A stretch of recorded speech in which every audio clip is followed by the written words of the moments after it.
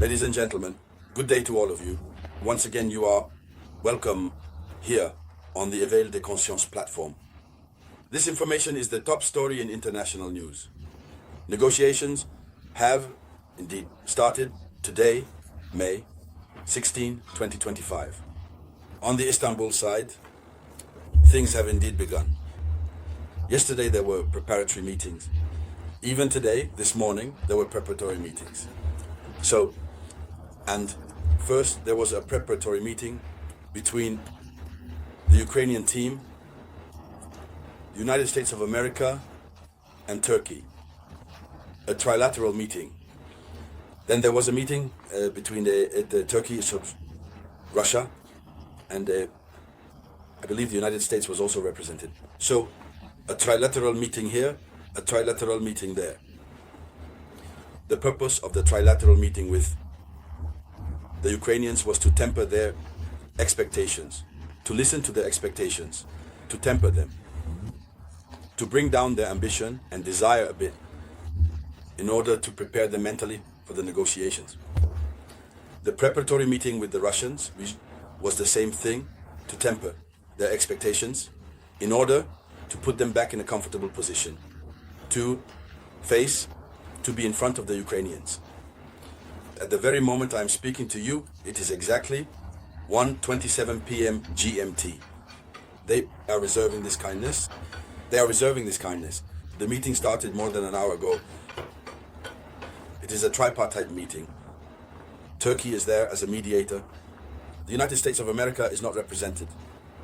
According to the information we have received, according to what we have seen, America is not present. It is Turkey that is there. And on the other side, we have the Ukrainians who are present, most of whom are in military uniform. It should also be noted that most members of the Ukrainian delegation, those who are not military personnel, are part of the intelligence services. In any case, it is military personnel who have been sent. The Russian delegation is also present. And throughout this time, it was Turkey that was speaking. For now, no other information has been leaked. But these are intense meetings that are currently taking place. We have learned that this too is part of the preparatory meetings. But what remains is that the negotiations have indeed begun. Zelensky is not there. Putin is not there. Donald Trump is not there either. So what must be said is that Turkey is truly at the center of the discussions as a mediator or arbitrator. There was a series of meetings, as we mentioned, at 7:45 a.m. GMT. It was Turkey, the United States of America, and Ukraine. And at 9:30 a.m. GMT, it was the trilateral meeting between Turkey, Russia, and Ukraine. And it is from that point indeed that the real negotiations began. But we are told that these are still preparatory meetings.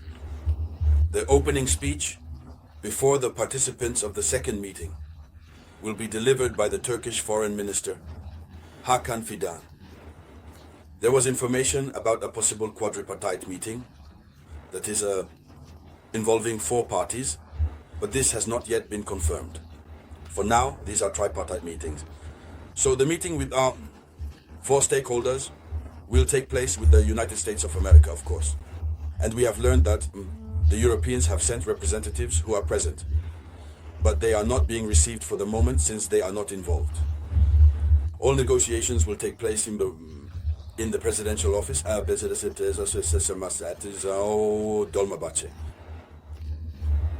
All meetings will be held in the presidential office there at Dolmabahce.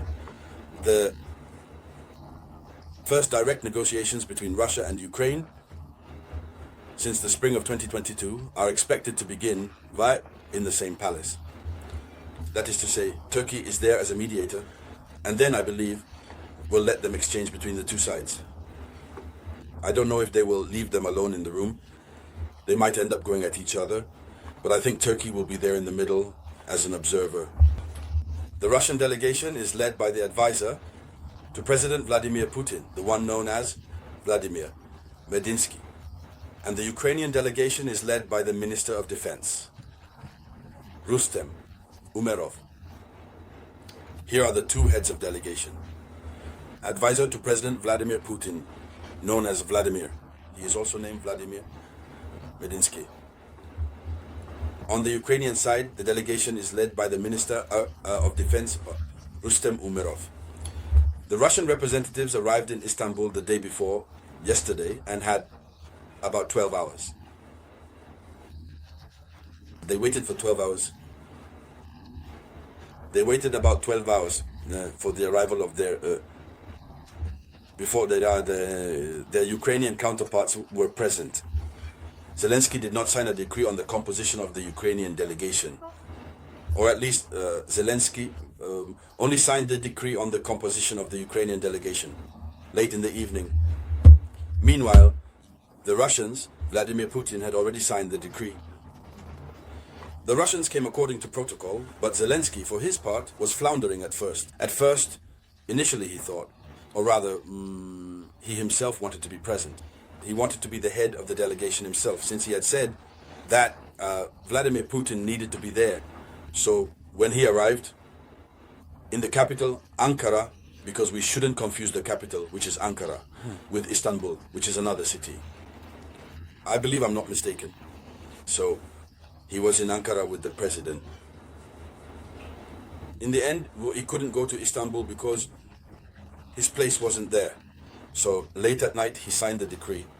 So for now, here's what's happening. Nothing is leaking out. But it must be said that the Russians are not expecting a ceasefire. And the Russians will not accept a ceasefire. The spokesperson for the Russian Ministry of Foreign Affairs, Maria Zakharova, made a point of holding a press conference yesterday, during which she tore into Macron and Zelensky.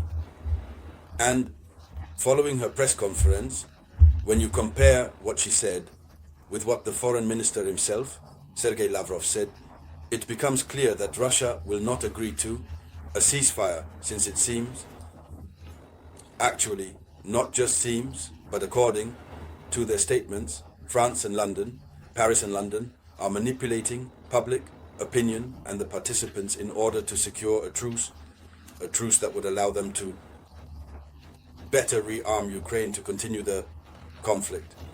That is why Russia says it wants a direct, no peace agreement, not a ceasefire.